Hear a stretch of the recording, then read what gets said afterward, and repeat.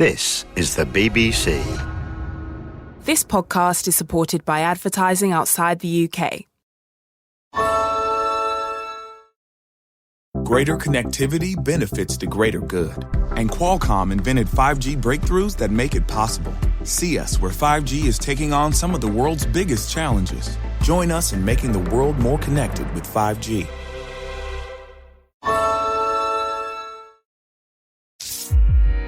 BBC Sounds. Music, radio, podcasts. Hello, I'm Jack Murley, and this is the BBC's LGBT Sport Podcast. That was it. That was a dream. To step foot onto an Olympic platform there's nothing else like it. She bought me a ring like when we were probably like 6 or 7 or something, and then your parents were like, oh, you're going to get married. But that never happens with two guys. It's like taught behaviour, it's experience, it's that voice in the back of your head that then tells you that's wrong. I was going into these clubs that my dad was working at, and one of the things that you did notice was there's nobody gay.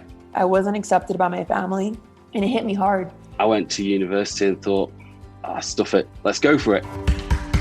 So welcome along, welcome to the BBC's first and only dedicated show that shines a spotlight on groups and individuals from around the world inside the world of sport, where the only thing that joins all our guests together is the fact they just so happen to have some sort of link to the LGBTQ+ community. But this is a podcast for absolutely anyone who enjoys amazing sporting stories, and today we've not just got one for you, but a whole bucket full of them, because this is a special compilation episode that we've put together for Black History Month. It features a load of brilliant black sports people who've joined us on the podcast over the past 3 and a bit years as we celebrate their achievements, their visibility, and how they continue to inspire for this October, which, as you know, is Black History Month. And we had loads of potential people to pick from for this, so whittling it down was very, very tricky, very, very hard, but over the course of this episode, you're going to hear from Olympians, elite-level athletes, grassroots lovers of sports, all sorts of fascinating folk we've put together for this special episode for Black History Month.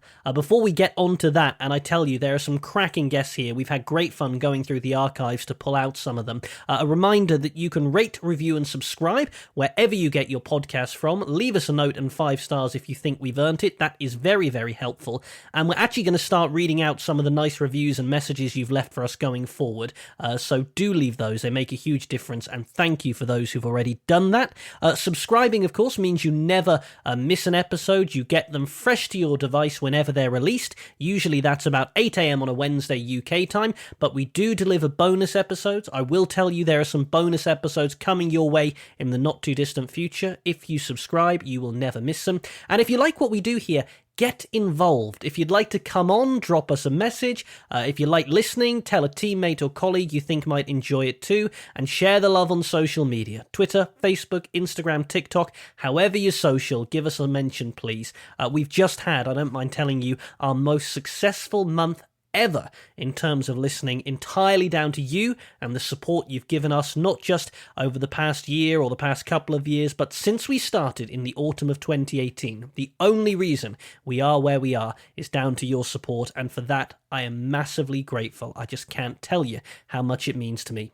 Right, enough of me waffling. Let's kick off this special compilation episode. Really proud to bring this together for Black History Month. Some brilliant guests to bring you, starting with the fabulous Michael Gunning, international swimmer, TV presenter, attitude cover model, and all-round one of the nicest men we've ever had on the podcast. And what better place to start than with Michael talking about how he got into swimming in the first place. I think it was when I was 11, I got my first national time in the 200 butterfly, and to be honest, I didn't even know what that really meant. But obviously it's a British nationals where all the fastest swimmers around Britain, go there and compete against each other. And the next year I qualified for 6 national times. So yeah, I was racing in 6 different events at nationals, which was amazing. Because you're an athlete, you're really modest, and journalists like me will hear you say, I just qualified. I'm not daft enough to think that just happens. The life of a swimmer, even at that age, it's hard work. No, definitely it is. I remember doing my first early morning training sessions, and I was up at 4 before school, and you take it for granted. I think you just done it back then, but now, obviously being an older athlete, getting up early is hard. So it was, it definitely is a big commitment. You must have had really dedicated people around you, because when you're that age, you can't get to the pool by yourself. You can't do that. You need someone to take you there, someone to pick you up, someone to get you to school. It's a whole family and friends effort pitching in. Oh, no, definitely. My mum and dad have been amazing. All my family, my nan and granddad used to take me some evenings as well. So, I've had so much support by them and by everyone, really.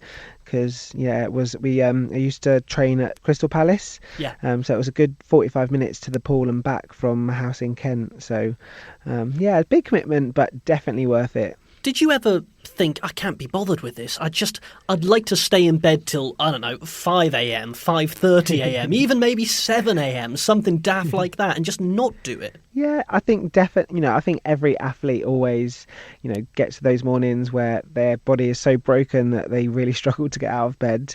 There was a couple of sessions that my mum even had to wake me up because I'd overslept my alarm. But, you have all your goals and your dreams in your head, and, just every day you find yourself waking up at that crazy o'clock and, going to try and achieve your dream. I've seen this written somewhere else, and the only reason I'm saying it to you is because I've seen it written down as something that you say people used to say to you. Is it true people said to you, black people can't swim? Yeah, when I was in school, a lot of people did say to me, oh, black people sink in water and black people can't swim. And for me, because I was swimming, because I was, quite good as a youngster, qualifying for nationals and different teams, I knew that wasn't true at all. So for me to be doing something that everyone kind of said, I couldn't do was amazing, and it inspired me to work harder. It must also have been, and this is a podcast that looks at role models, and we look in the LGBT community, but when you're looking round for people who literally look like you at the Olympics or whatever it may be, were there any black role models in the world of aquatics, in the world of sport, you could point at and say, boom, that's someone I can relate to?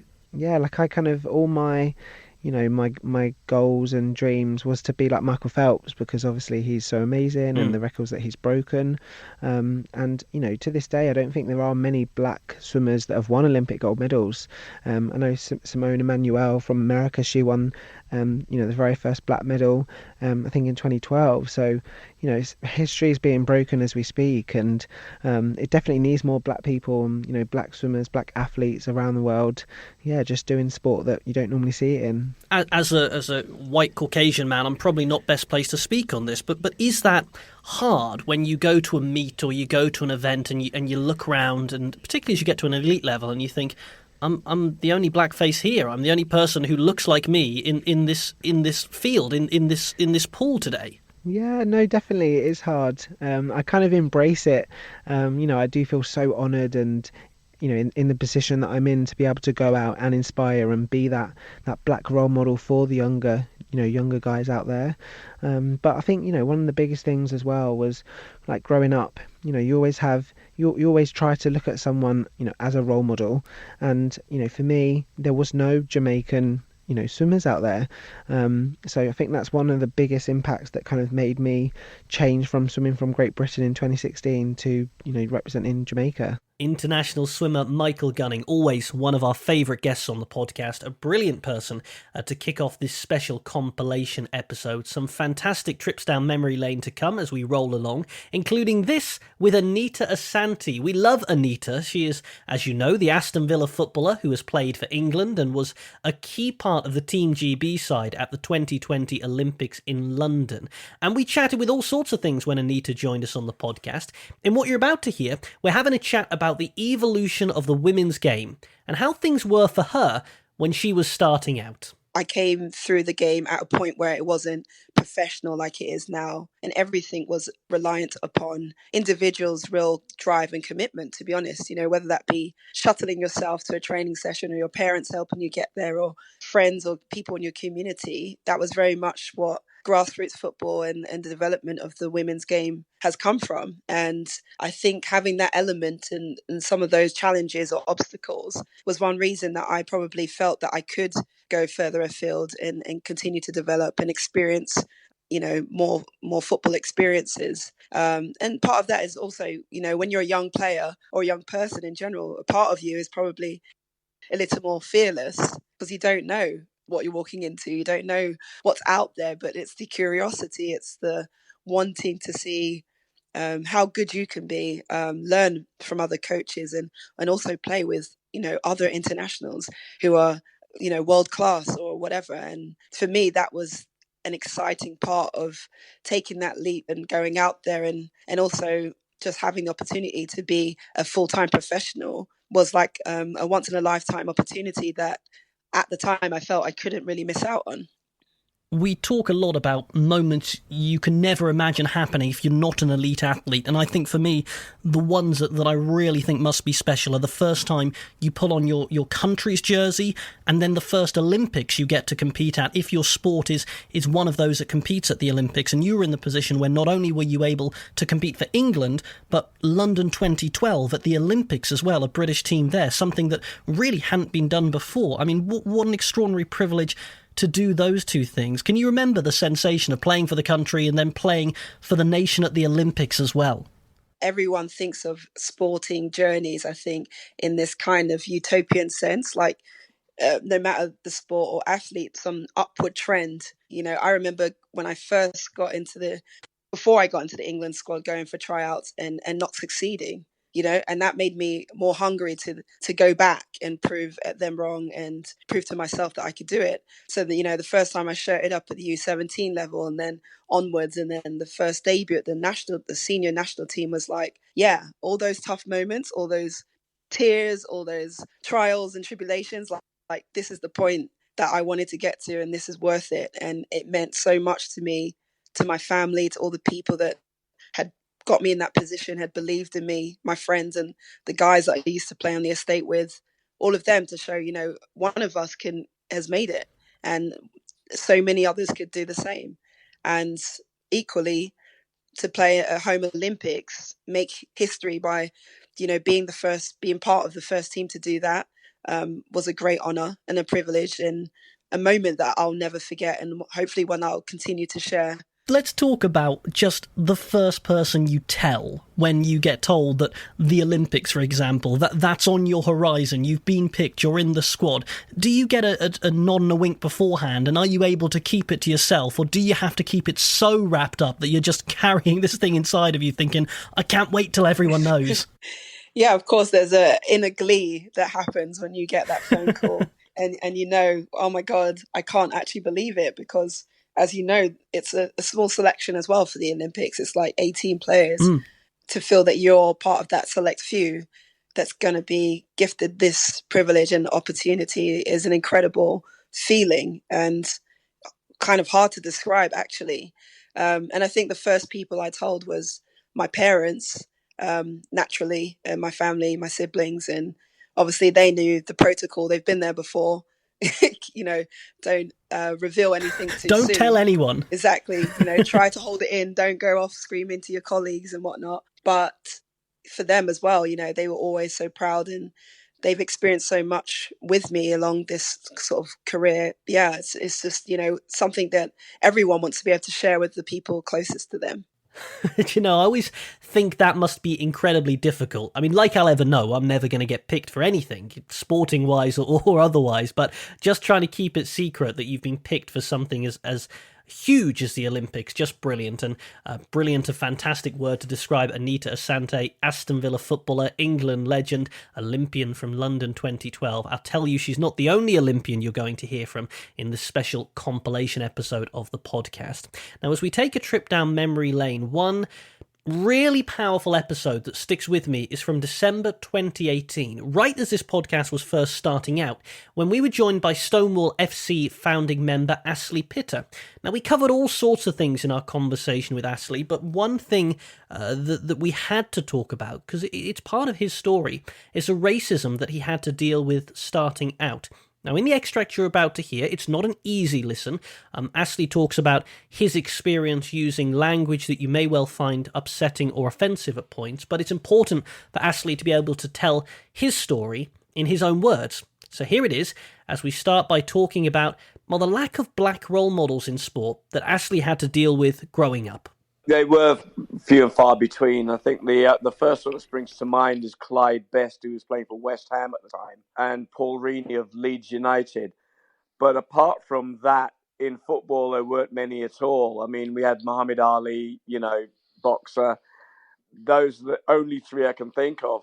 And it was just so refreshing suddenly. And I remember the day my brother was screaming from the living room, and we all ran in thinking, what's going on? And he just said, oh, Brazil just scored. And we just thought, huh?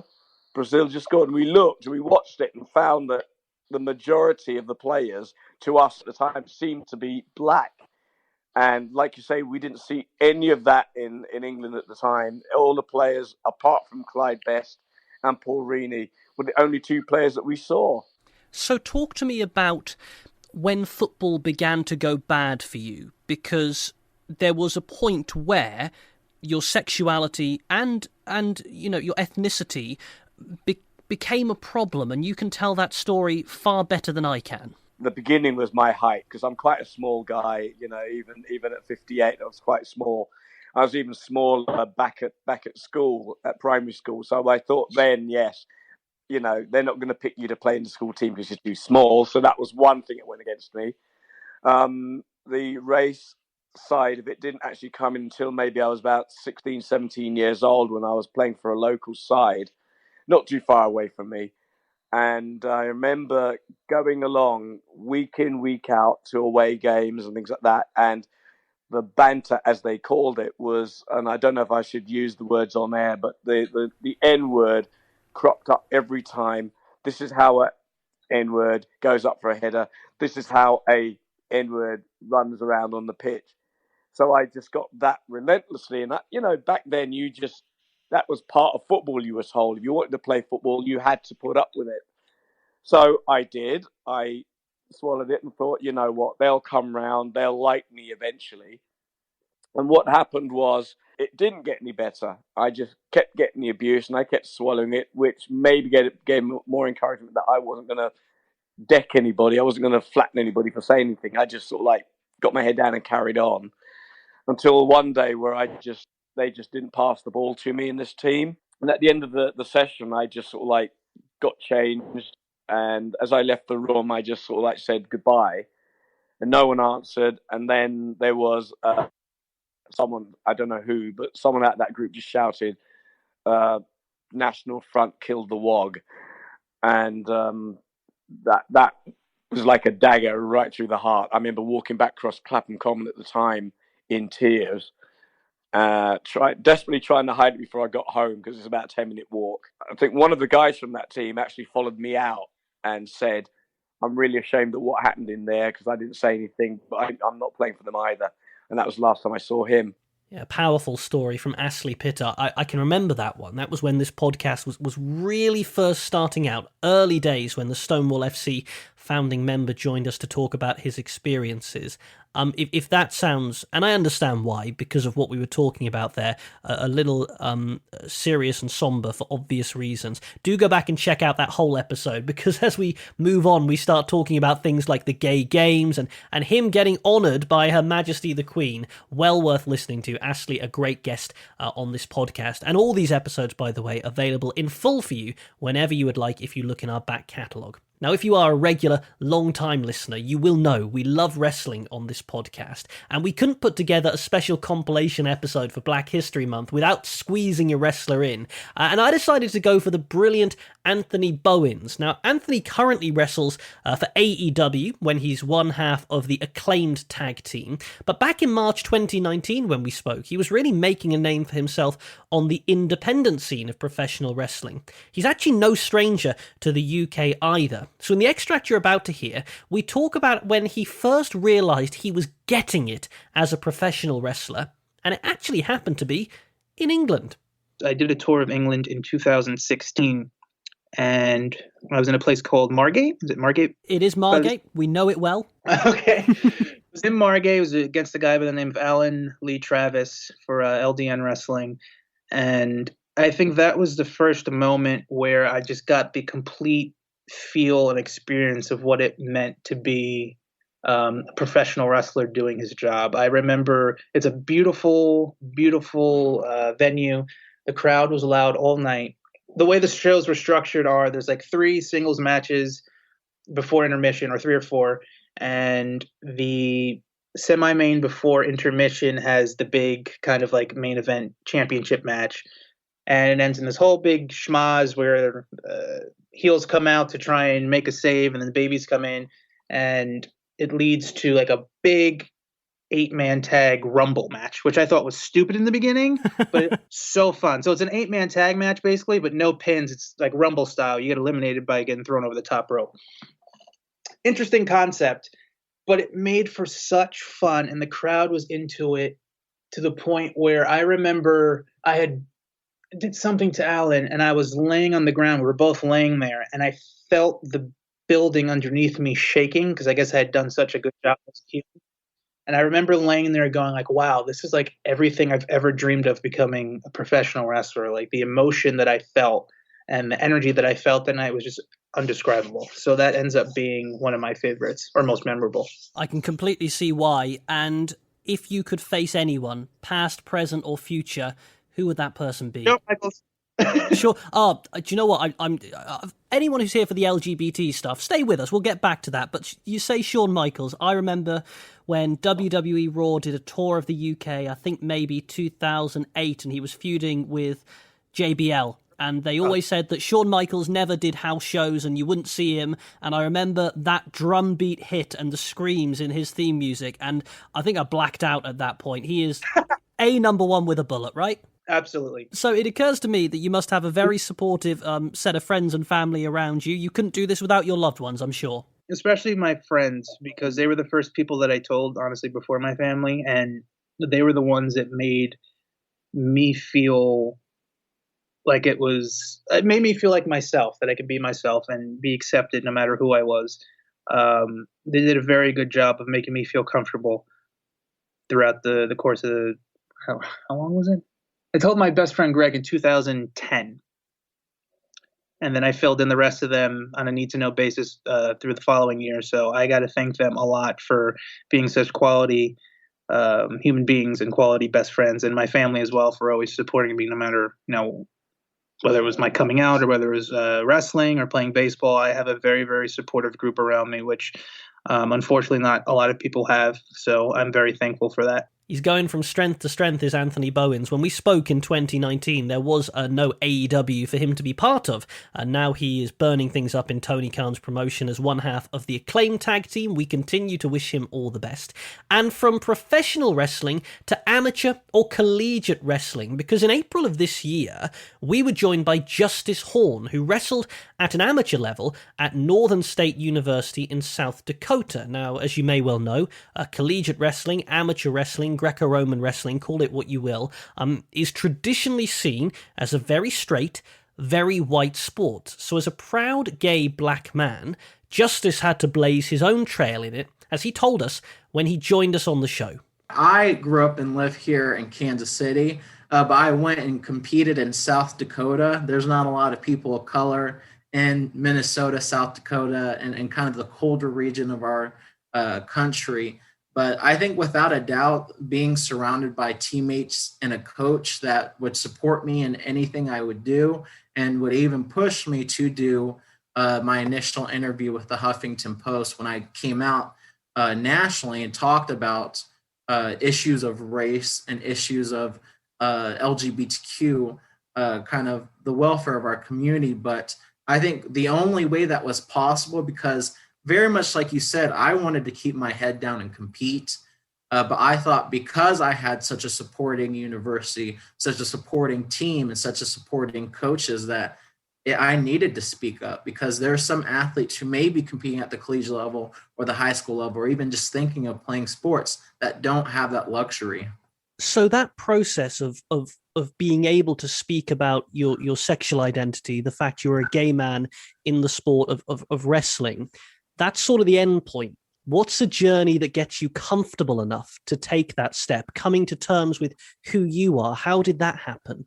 I think without a doubt, it took me a while. It took me about, I would say 7 or 8 months of competing with my team and my coaches before I come out, because I think that's something as well that doesn't get talked about enough, is the continuous cycle of having to come out to people. And especially with me being in high school and being on different teams, and then now being at the collegiate level, I really thought I'm going to be competing on this team, and we are sweating and really grinding it out. And these are my brothers, and the fact that I can't, be open about everything in my life. And because we all knew each other, not only on the mat, but also off the mats, on kind of our personal lives, what we were driving for, what our dreams and aspirations were on and off the mat. And kind of what led me there was the sense of family, and that no matter what I would say, or if I was open about myself, that they would still love and welcome me. So what were kind of the leading steps was, again, the people around me that led me there, that led me to be not only comfortable, but to embrace that part of me, because it took a while. That is something some people listening to this might be surprised to hear, because when they hear wrestling, American sports, this concept of this hyper-competitive, hyper-masculine environment, but actually without the environment they created for you, you wouldn't have been able to do it. Were you surprised the environment was as welcoming as it was when you were starting out in sport? Yeah, I think without a doubt, it still surprises me to this day. And that's why I'll always forever be thankful to not only the teammates I had, but as well as the coaches I coached under. And that's why I go back every year to visit them and watch a couple of matches, because I will always have a spot in my heart for them because of that, because I really think I was extremely lucky to have all of that. And there's not, at the time, was not any type of, NCAA protections of if my coach didn't like that, or he could cut me from the team, and there could be scenarios like that we don't know about, or that it's a distraction, or that it's, so it was very much, I was very lucky, but I think with that, it's on me to continue to use the story and the privilege I had to continue to make space and bring along other people who may not have such a good story, but who may also want to compete at the college level as well. Justice Horn joining us earlier this year, I think in the April of this year, when we were doing things over Zoom, as we still are, but I was still getting to terms with Zoom then. A brilliant guest, also a rugby player as well. We loved having Justice's company. And our final guest for this special compilation episode that we've put together for Black History Month, I'm not even sure she needs an introduction, but let's do it anyway. Nicola Adams, double Olympic gold medalist, Commonwealth, World and European champion, just a fantastic guest who joined us to help us round out 2019 on the show, where we spoke about all sorts of things in the time we had for her. I'd really urge you to go back and check out this episode in full with Nicola. In fact, do it for all of these guests, but this one with Nicola in particular was a treat. In the extract you're about to hear, we are having a chat about how the London 2012 Olympics literally changed Nicola's life. Take a listen. Yeah, it was a little bit manic, but I prefer having the pressure. It makes me perform. Going in, well, even before the Olympics, going into the qualifiers, I was already the one to watch for gold. So everybody was expecting me to win gold, and I hadn't even qualified for the Olympics yet.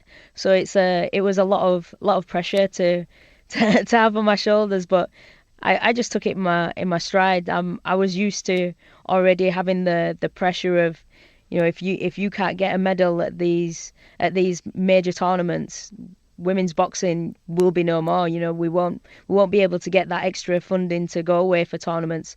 So I was already used to having a lot of pressure on me anyway, and being able to perform under that pressure, especially when it came to the medaling stages at the games, when the other two girls had gone out, and the coach said to me, I'll be honest, if you can't get a medal here, women's boxing is pretty much going to go back in the corner again. And I was like, you know what, I can't have that. I was ready. I was like, let's do this. Let's go get that gold medal and put women's boxing on the map. But that is pressure like no one else at the Games will have to deal with, because it's a personal thing at the Games. But to say, look, the weight of the sport is on you, do you sort of look at coach and go, thanks very much, coach, that's just what I needed to hear? Or does that help spur you on? No, that helps spur me on. See, I know Rob McCracken like really well, and he knows me really well. We'd been training together a long time, and he knows how I operate. He knows that I can handle the pressure, and he knows what motivates me. A lot of people would have probably crumbled at the thought of thinking, oh my God, women's boxing rests purely on my shoulders. But yeah, it was. He knows what I'm like, and he knows when it comes to producing a good performance and getting the victory. That's what I'm known for. That's what I do. I go away to tournaments and I win gold medals, and I don't settle for anything less. So let's talk about, that night where you won and nothing's ever the same. You get that gold medal and no one will ever be able to take it away from you. Do you get a quiet moment sort of in bed or in a hotel room where you've just got the medal and you're just looking at it thinking, oh my God, I did it? Yeah, like literally after I'd finished the boxing, did all the interviews and everything, got back to the village where everybody was staying, laid down in my room, and it was literally about 1-2 o'clock in the morning, and I got my medal out of the box. I was just looking at it and I was like, yes, I did it. I've done it. It's all that hard work has been for this, and it was just nice to be able to think that now things were going to change for me, my family, and women's boxing. And not only do you do it in London 2012, Rio 2016, you're not Nicola Adams, this person who the sport rests on. You're Nicola Adams, who everyone expects to retain her title, to win gold again. And lo and behold, you go out and do it. But the two experiences, Rio versus London, must have been very different, right? Yeah, it was. It was really, really different.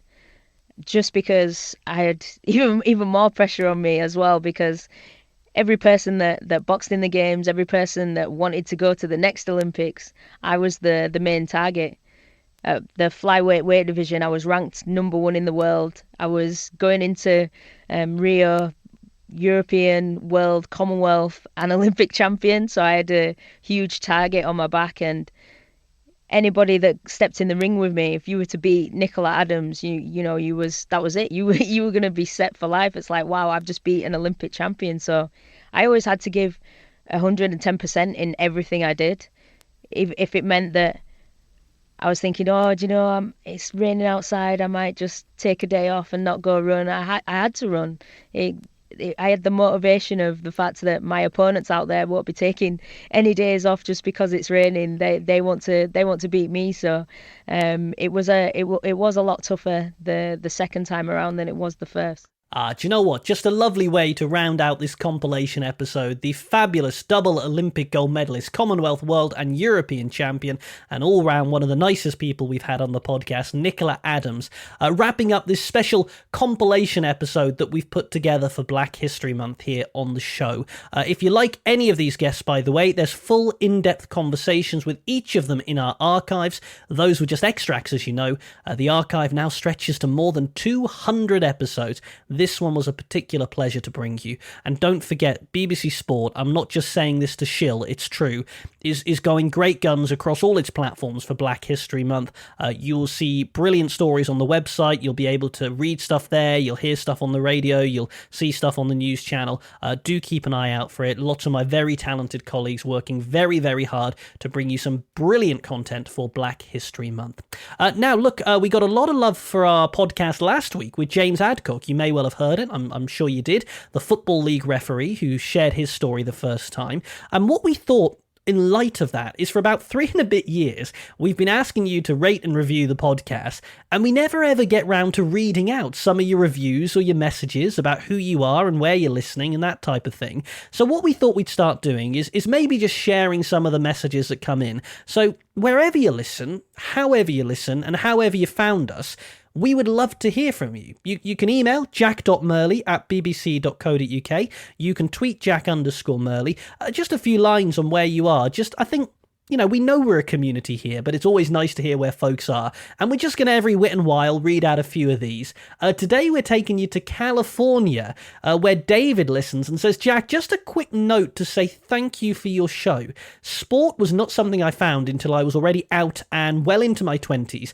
And this podcast may have made a difference for me as a teen.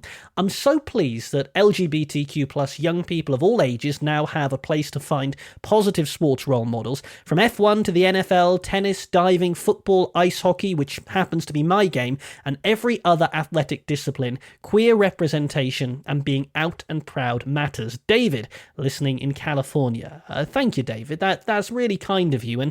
And from, the West Coast of America, we go down to South America for this one that comes to us from Danilo Benavides. And he says, Dear Mr. Murley, it's fine, Danilo, you can call me Jack. All of you just call me Jack. Dear Mr. Murley, I am Danilo Benavides, an English teacher working up here in Quito, the capital city of Ecuador, and in Cayambe, a beautiful small town whose main source of income is based on production of flowers to be exported. I try to encourage the students I teach to improve their English in many ways, and I consider your podcast a fantastic way to educate my kids, not only in the English language, but in the importance of tolerance and care for others. Keep doing what you're doing. Danilo Benavides in Cayambe, Quito, Ecuador. I mean, that's humbling to hear, and it makes me feel good as well. I know our guests love to hear where folk listen, so if you feel so inclined, we'd love to hear from you, where you listen and how you discover the podcast. Jack_Murley on Twitter, jack.murley@bbc.co.uk to email. If you're listening to this, you're involved in sport, and you have a link to the LGBTQ plus community, we'd love to have you on as well, so you can always get in touch if you reckon you'd like to come on, have a natter. We don't bite. I'm not Jeremy Paxman. We'd love to have you on. In the meantime, rate, review and subscribe wherever you get your podcast from. Subscribe so you never need miss an episode. As you know by now, we usually publish Wednesdays 8 o'clock UK time. If you subscribe, you never need miss bonus episodes we have to release to tie in with certain days sometimes. I will let you know there are some bonus episodes coming up in the not too distant future. If you subscribe, you will get all of those. And share the love on your social medias, Twitter, Facebook, Instagram, TikTok, the ones I don't even know about because I'm an old man of 33, and do it in person as well. Tell a teammate, tell a colleague. If you like what we do here, help spread the word. And with all of that said, we will wrap this one up. Thank you so much for listening to this special compilation episode of the show for Black History Month. On behalf of everyone associated with the BBC's LGBT Sport podcast and myself, Jack Murley, thank you for being there, and we'll see you again very soon when we'll do it all again. But until then, bye-bye.